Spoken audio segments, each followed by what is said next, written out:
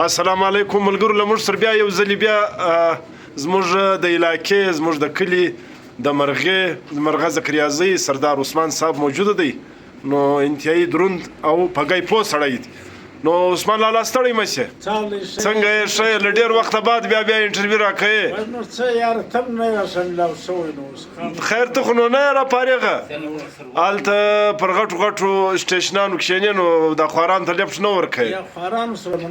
ښه غریبانو سره دې نه لګېږي. ښه نور څنګه یې؟ حالات څنګه دي؟ حالات خو دا کدای شي دي نو ترخو نو ګورمنټ هم دغه دی یو خدای د شمشانو کول یې کړی و، نو تر اوسه نه شمشان یې راکړي دي، د شمشانو پیسې نه دي راکړي او بجلي هم په راکاټ کړه، ګی یوه ګنټۍ ګی نیمه ګنټۍ ګی دی دغه ما په خپله سړی باغ به نه وچې، نو بیا په خپل هم په 15 لکه موټر واخیستې، بیا هم برته په 28 لکه خرڅ کړي د کال په پور،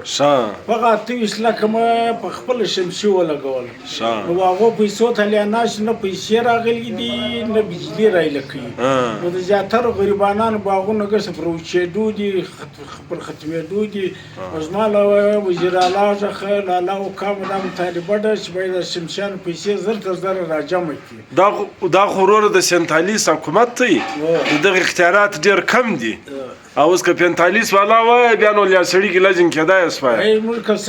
داسې چا کښېنولي دي له هغو زه مطالبه وکړم. زموږ که سینتالیس ناشتي که پینتالیس ناشتي زموږ ته دا پیسې راجمع کړي چې موږ د خپلې شمشانې سره په شاړ کړي، د غریبان خپل باغونو سره په اوبه کړي. دغه چې په 2022 کې زموږ نقصانونه وشو په بارانو کې په سیلاب کې، زما خپله یوه برمخه ګرده باغ خرابه شوله، له سامانه سره بنده شوله،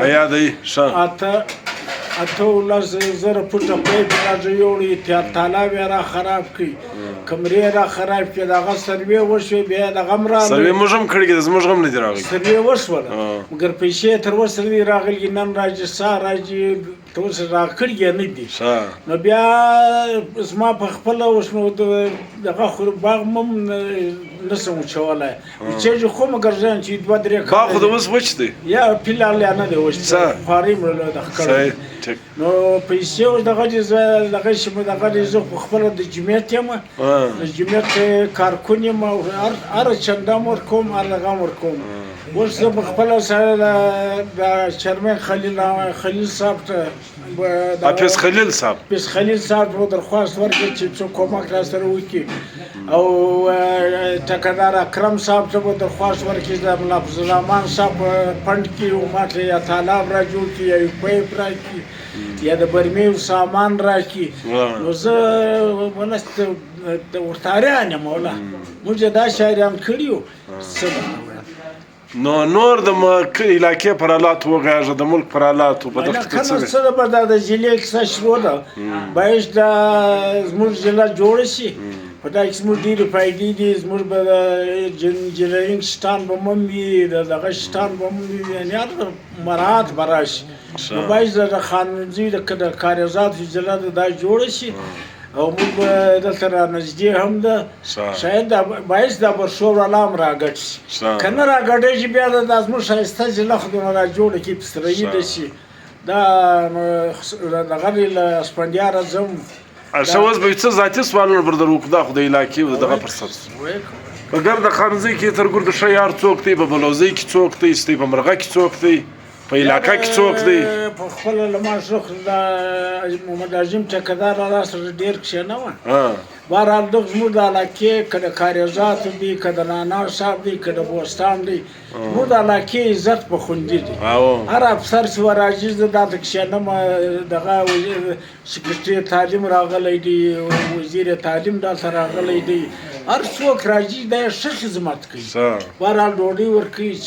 یا هغه خو ګوره د علاقې او د قبایلي سړی دی، زه ستا په یارانو کې شوم، څوک پر تا ډېر ګران دی اول په قانوزۍ کې؟ پر ما د ابو غلام محمد صاحب زوی باچا ډېر پر را ګران دی. هغه له څه وجې؟ هغه زما یو کار په باندې یو کار راکوي، نو که کار راوکړي بیا خو زما د زړه سر دی. تاسې کوم اپر ورته وکړلی، تاسې بیا ډوډۍ درله کوم هلته، هغه کارم بیا ورکوې د باچا؟ خو ډوډۍ به 3 وار ورله کړي دي. یا تاسې بل اپر ورکړي؟ هغه ورکوم. دغه نو په دا علاقه کې د څوک داسې یار دی ستا پر تا ډېر ګران دی یاره پر ما خو له 4 مسلمان پر ګران خاص کر مسلمانان څه کوي کافران پر ځان ګران کافران دا ولا شو پر ګران دي او حالات دا دغه نظام دی نه چې ګن جنت روان وستي ښه تا یې موږ دی بلې خواله نه واستئ یا موږ انشاءالله چې کلمه یې ویلګي دا به ځي جنت ښه دا به ځي جنت نو نور څه نوي ناولده وکایو داسې نوي یارمېدلګي یاره نوي یم قسم ولا قوار ویلګي دا بس الله دغه وکه دا را روان ژوند په خیر اتر کې اوس زموږ د عمر اخري دی او قبر ته ورنږدې شوي بس نو یو په ځواني کې څوک مړ شي یو کوچنی مړ پیدا شي یو کوچنی د 7 کالو یو لا باندې مړ شي یو لا باندې مړ شي یو د 2 میاشتو مړ شي مګر موږ اوس د قبر له ورورشي د 3 کاله مو عمر دی قبر له ورسېدلی یم ما ځواني کې نه شو مړ پالکون کې نه شو مړ چې مړ وای خو ډېر شو نو شوګر د اوس څنګه دی یاره شوګر مې ولا ستا ګولۍ خورم ناس خو پر بالښت یې لکه دلته د علاقې سابق ایم پي و هغه پر بالښت لوړ کښېنستلی بس هغه امتیان مو ولا که یو کار کړی دی و داسې خلکو کې امدادونه ورک چې د عرضې په جمعیت کې اعلان کړی و او هغو چې په کروڑو سکیم ورکړي بس موږ دغه غریبان تر پاته سو بهرحال هرې دغه لانګ مارچ ته هم چندې ورکړي دا د په جیب کې مې رسېدانې هر شي ته مې چندې ورکړي دي مګر زموږ قسمت خراب دی یا څه وجه ده